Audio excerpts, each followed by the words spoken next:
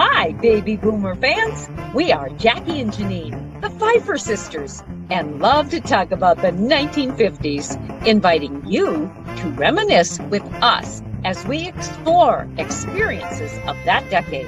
Grab your favorite malt or Green River. Make sure you are wide awake and get ready to be inspired about the 1950s. Welcome to the 1950s Fun Chat. Welcome, friends, new members, past members to our podcast. We're grateful when you decide to join us as being full-fledged listeners to the 1950s Fun Chats.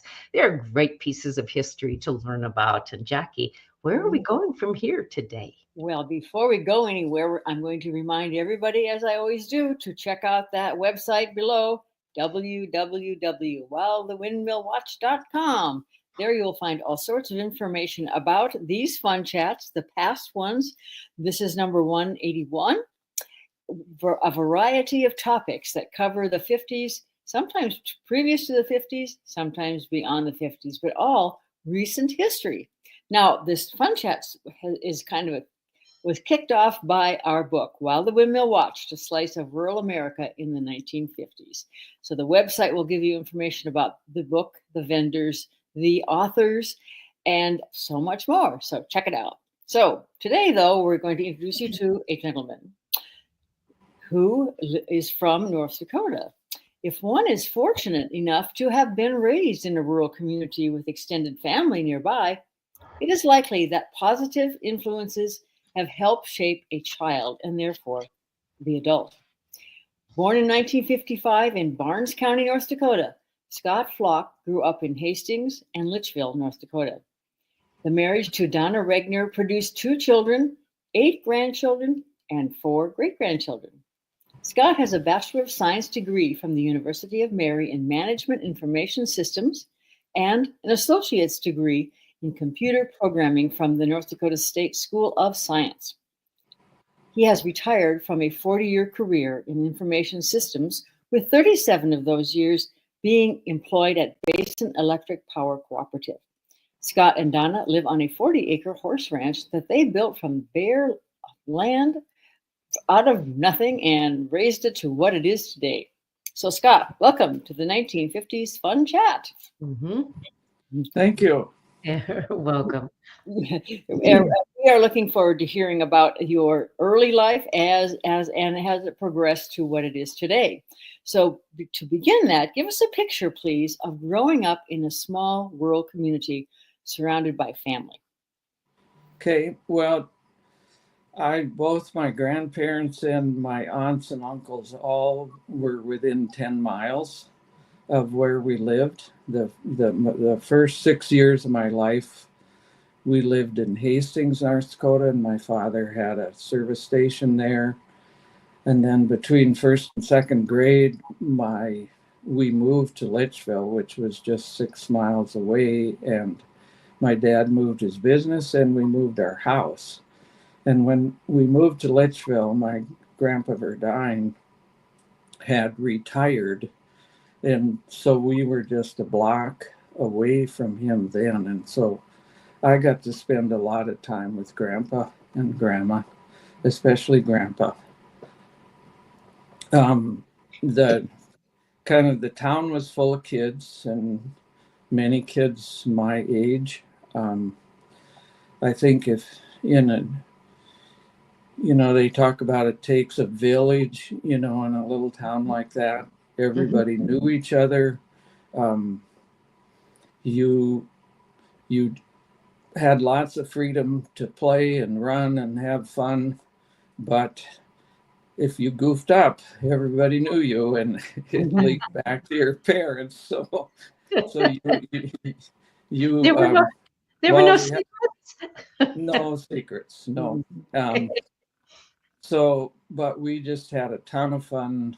There weren't computers, or we really didn't watch TV in the summer at all. We just played ball and just ran and built things, and kind of got into trouble sometimes a little bit, and sometimes snuck out of it and sometimes didn't.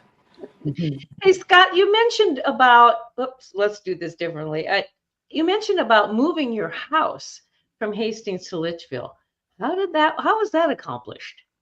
Well, you know, none of my none of my relatives had a foul mouth, and so the guy that our house in Hastings had a stone foundation, and when that guy was knocking the house off that foundation, I heard words I'd never heard before. Oh, oh. That's kind of my biggest memory of it, was this old man just cussing up a blue storm.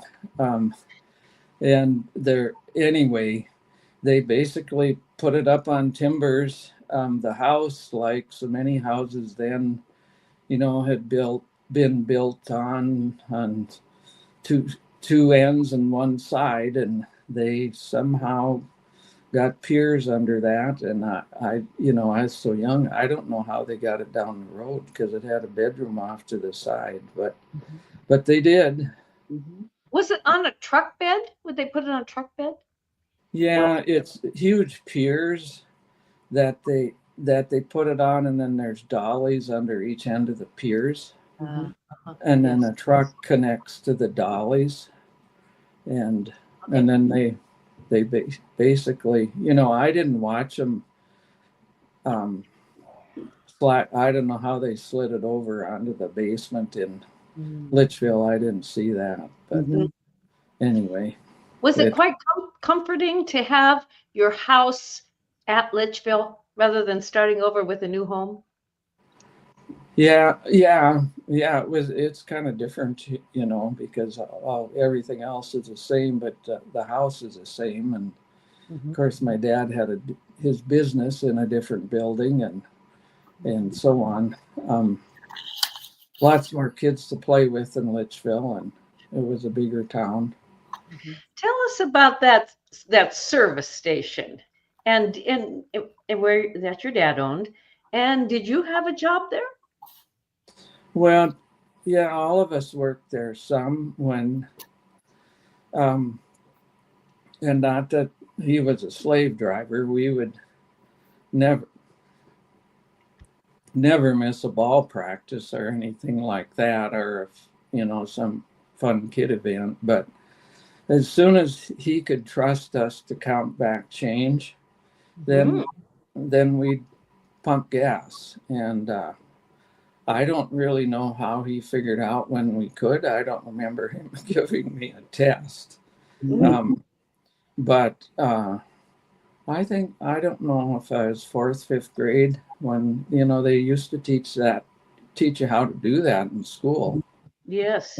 And, but anyway, I wasn't tall enough, it was full service then. I wasn't tall enough to reach across the windshield, so there was a stand that I could set alongside the cars so I could reach across. And then the till sat on top on the counter, and so there was another stand that I would slide so I could stand to reach the right numbers to punch on the till to ring up the sale. So besides the learning and using the skill of making change, what else did you happen to glean from this job about people, perhaps? Well, there was a lot of interesting individuals in Litchfield, and you pretty much got to know everybody in the area, because they would come in all kinds of different situations. One man that I don't know how he drove because his vision was so poor.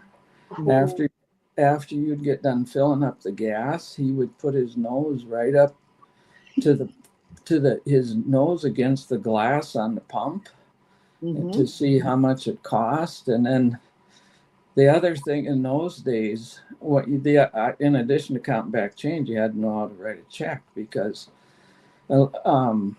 there was counter checks then. Basically, it was just Litchfield State Bank or Marion State Bank, and the person would sign their name and the bank would charge it against the right account. But like with him, I would write the check out for him. And then he'd pick that check up and put it right here and to see if you wrote it for the right amount. And I never really thought, it didn't look to me like he really knew, but he went through the motions.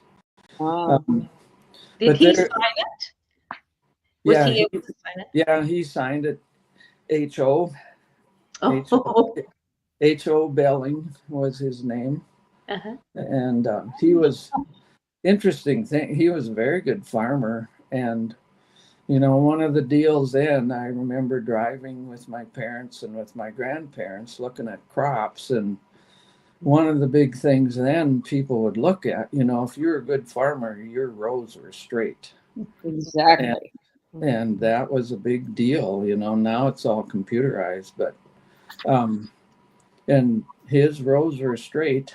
You know, it's just amazing how he did that. But there are lots of other characters that came in there too. All nice people, you know. All were good to me, but lots of different interesting backgrounds. I would just guess that Mr. Belling was farsighted, but obviously not nearsighted. Yeah, right. And he, you know, he wouldn't, the big town was Valley City. And if he needed to go to Valley City, he would get somebody to drive him there. He wouldn't drive in Valley City, but he farmed his whole life and, you know, and was a successful farmer. And he apparently made enough money, because I don't know how he would have figured out his books. You know, I don't think he could see good enough unless somebody did that for him. I don't know. Is there, with this experience of working at your dad's service station and helping people, serving people, and this example of this gentleman who you had to help, is there something from that experience that impressed you enough that you've taken with you through your adult life? Well, I don't know. I guess you know, you learn to accept and appreciate all your customers, you know, and some of them were easier to get along with than others. And one thing I did learn when I was at the station was, you know, my dad always was polite and stuff to his customers. But when you'd go home for lunch, he'd unload. He'd dump his bucket. And sometimes that would get redirected. So it was a benefit if you were at the station, because you would know what if something that would upset him had happened, that you better be really careful what you did for a while. Or said. But you know, in terms of service, another guy, you know, and was a lifelong friend of my dad's, but he chewed tobacco. And he had a can on the floor that he'd spit into, but he wasn't the best at always hitting the can. And when we'd do an oil change on his car, on his pickup, I never did his car, but did his pickup, part of an oil change was vacuuming it out.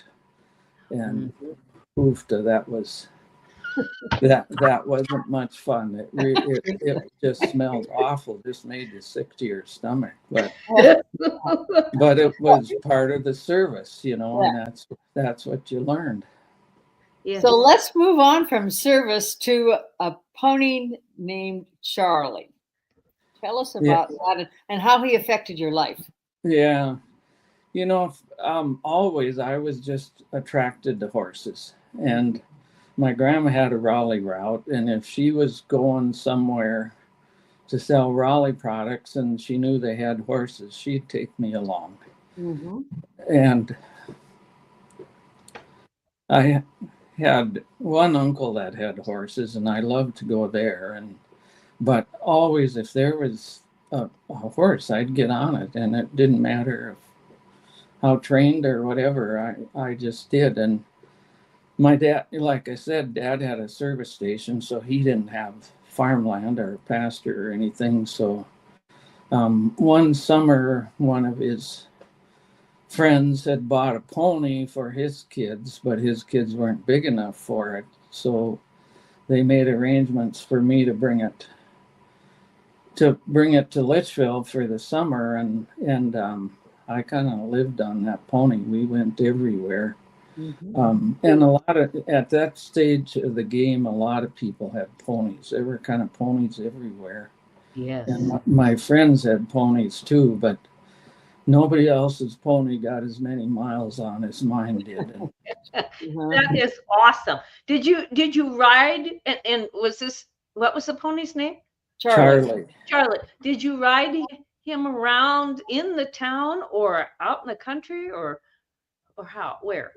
Everywhere. Yeah. And and it's very flat at Litchfield, so if you'd find a steep ditch, of course, you'd go up and down the ditch. And there was a farmer that had a gravel pit, and we'd ride out there so we could go up and down the walls of the gravel pit. And we'd jump during hay season. If somebody hadn't picked their bales up, then we'd line up the bales in a row so they couldn't scoot around them, and then we'd run at the bales and get them to jump over the bales. And Did you ever fall off? Oh yeah. Oh. Yeah. I remember one time there was a rodeo arena in Litchfield, and they had cut the hay because they're going to have around it. They let it grow up and they'd hay it, and then when they're going to have a rodeo, they'd cut it. And well, we were having a pony race around the outside of the rodeo arena, and went around the end. It wasn't very wide, and Charlie's feet went right out from under him, and we went sliding on his side, and my leg was under him. And but I didn't tear my pants, so that was good. Okay. Would your mom have been really upset had you torn your pants? Well, no, not so much, but she would have put a patch on it, and those patches weren't very comfortable. Oh, okay. I don't know if you remember those iron-on patches that Stiff. they put on, and they were stiff, and so they weren't my favorite thing. But if you tore your pants, they still had to last the right amount of time. So, so that pony Charlie was the introduction to your continuation with your love and raising of horses. Would that be accurate to say? Yeah. It continued from there. I think I had him 2 summers, and then I was a little big for Charlie. Plus, then I worked during harvest. I had a lawn mowing business, and then during harvest, I worked for my grandpa Flach, and so I didn't. And at the station some, so that kind of got put at the wayside. I had a couple horses for a short period of time from Hermansons. They did a lot of buying and selling horses, and they sometimes would have more than they could get rode, so they'd drop one off in town for me to ride for a while. Then it kind of went from, Don and I started dating, and her grandpa Olson he of course he kept his draft horses, I think, longer than some people, and then he still had riding horses after that. And when we started dating, he had a gray mare that was broke that I rode, and then it had a colt that was 3 years old that hadn't been broke. So then that was the first horse I broke. Did you like doing that? Yeah.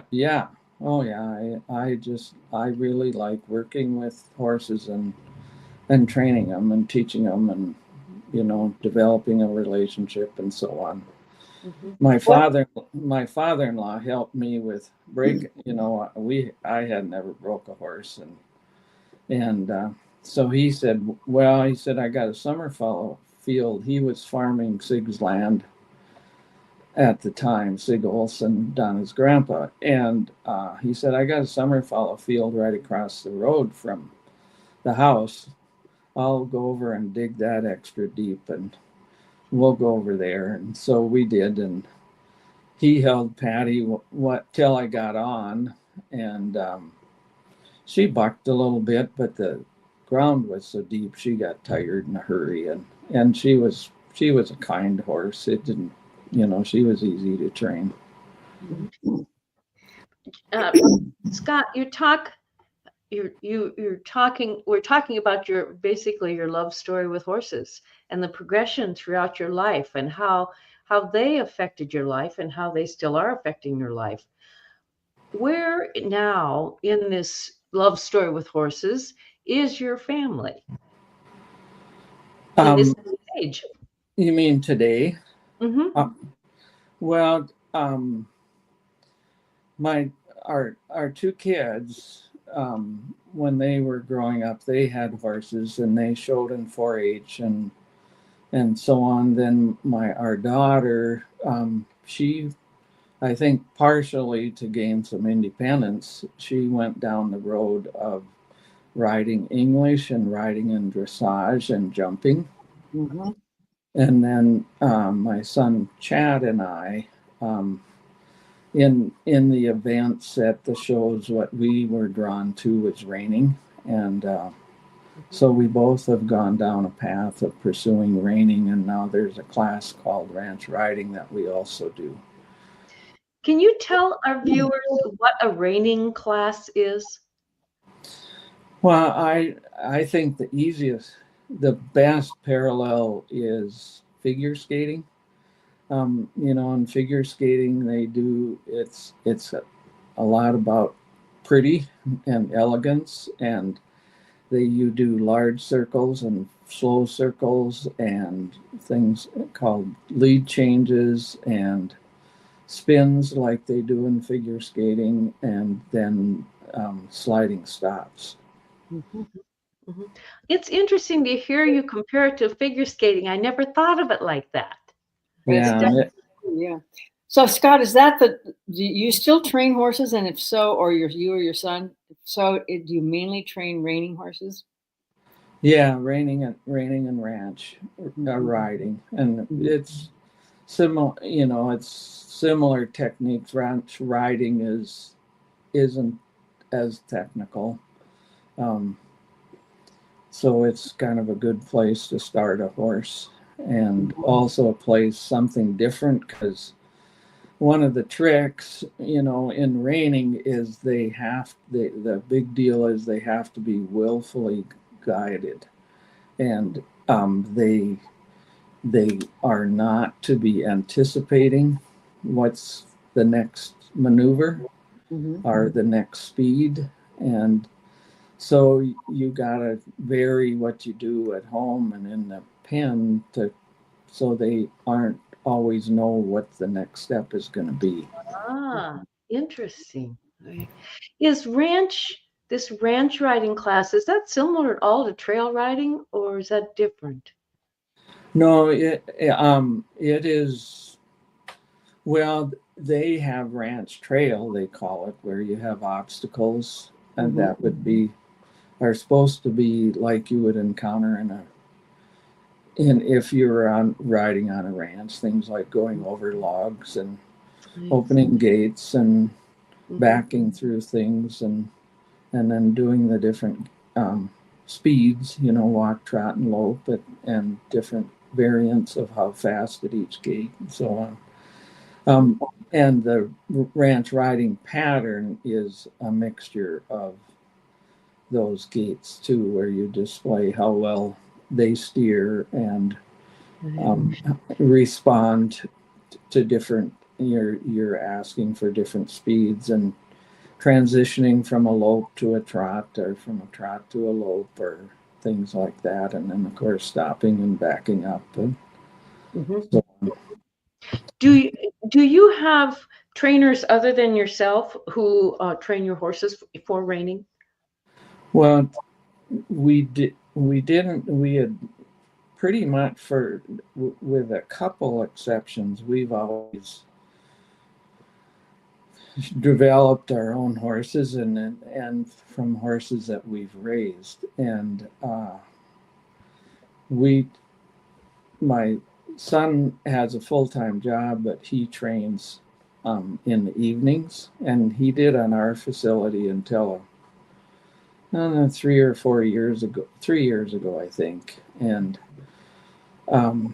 that the chores with the extra horses were more than Donna and I wanted to do anymore. And so then he moved to another bigger facility than ours, but he still trains, and he still competes in reining and ranch too.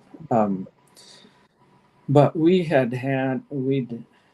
just have now, for the last several years, we just have two mares, and we breed them to high-end stallions that most of them are either in Texas or Arizona. And with the advent of ship semen, that really changed the level and quality of horse that you can raise, and also that you have to raise to be competitive and to sell. Sure. We had my son and I have been consistently competitive at a state and regional level.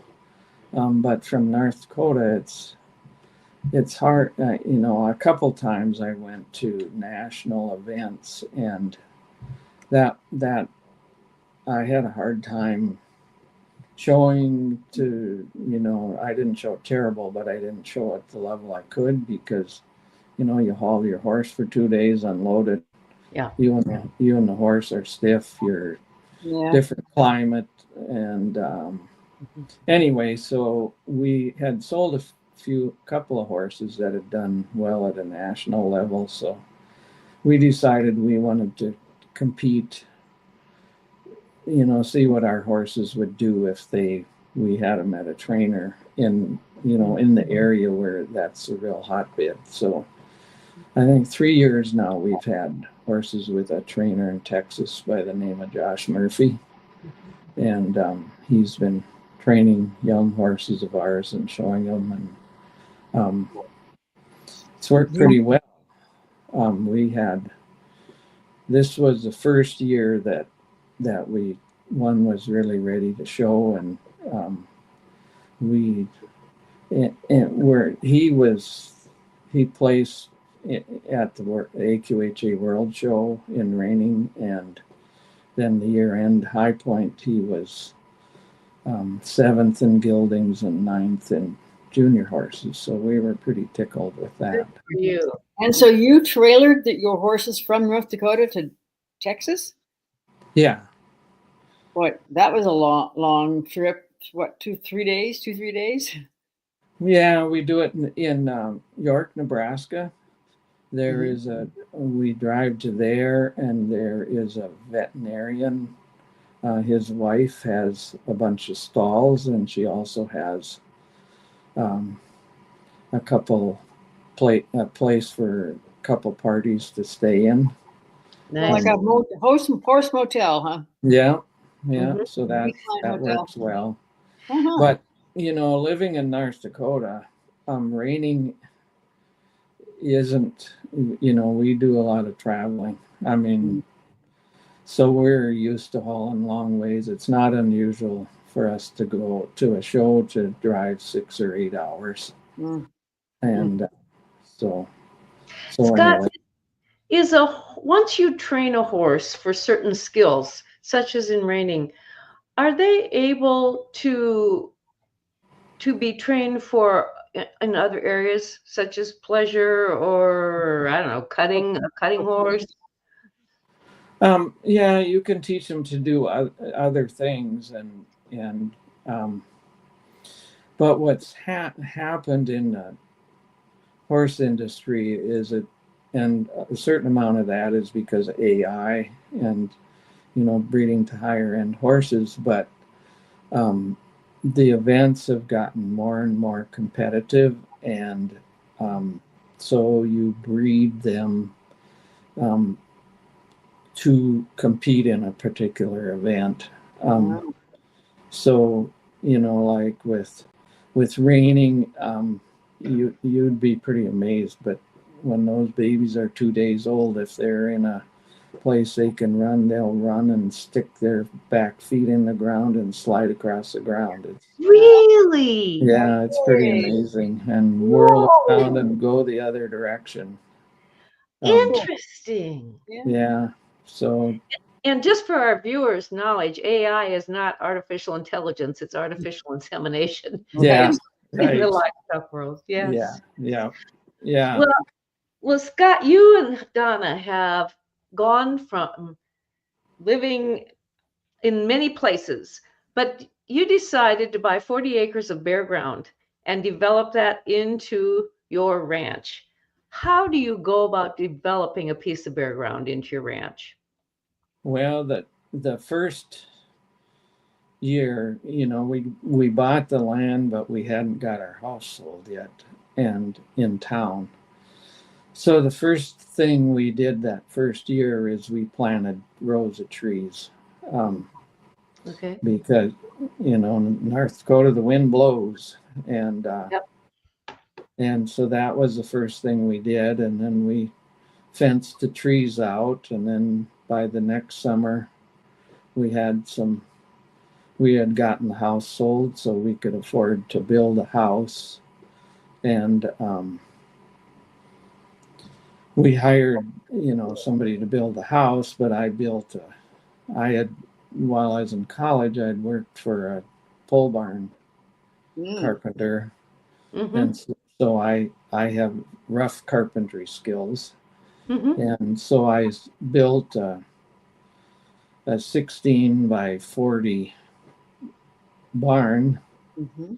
and that's what we started with. And we didn't have a garage; we couldn't afford a garage to begin with, and then after a couple of years, 3 years later, at Christmas, our house burned down. Oh And no. No. yeah, so then we had some friends that had gone to Arizona for the winter, so we stayed in their house and then moved to a motel until our Oh, was built. And anyway, that barn. And then when we got a little more money, then I built the another the I had built the original barn with a shed roof, a single slope. So then I built the other side to it. So then I had a 32 by Mhm. 40 barn, and then we, oh, what did we build? Then we built a hay barn, and then we built an addition onto the stall barn so we could, as a tack room, so we could have more room in the barn. And then we built and 4 more stalls on the barn, and then we built another barn with open face barn, and then we built an indoor arena, and then you need that. Well, it's yeah, certainly an example of frugality. And And tenacity. yes, yeah, tenacity. True. You think you learned those virtues from growing up in Litchfield? oh yeah,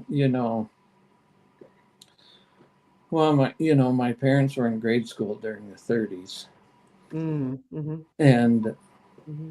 so they knew how to manage money, and same with my grandparents. And then my beginning of my carpentry skills, my grandpa Verdine was a very good farmer, but twice in his life he got tired of farming and quit. And um, one time he moved to Idaho, and one time to Washington, and worked as a carpenter. And he and his father also had carpentry skills. I actually have a building in our yard that I moved from Hastings that was a building that my grandpa Verdine and great grandpa Verdine built for my dad to start his service station business in. Oh, okay. And anyway, then when that event, my dad's dad, Grandpa Flach, then when Dad moved out of that building, Grandpa Flach bought that and moved it out to the farm, and then it ended up getting moved. It was starting to the point where it either needed to be fixed up or it would be gone, and so we moved it 150 miles our place and fixed that up. So Good for you. yeah. I need to ask Scott, because I know at least one of our viewers is going to be interested in the story of your first tractor. Can you tell us about that? Well, yeah, it's actually Donna's grandfather and her father's first tractor, and it's an A Farmall, and that was the very first tractor that they bought, and they never got rid of it. And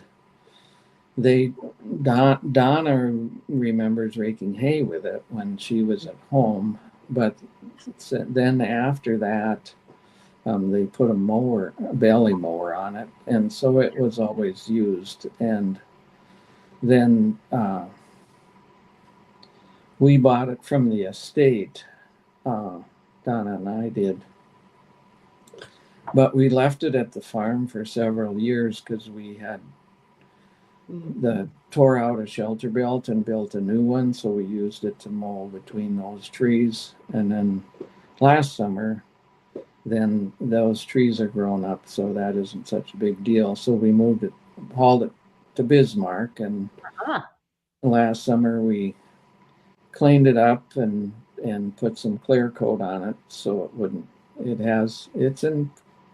The paint, it would always been shedded, so the paint was pretty good, but obviously there were some spots, and we didn't want it to look brand new, so we just put clear coat on it so it wouldn't rust more. But it runs like a top, and I have a manure spreader that I pull with it, and so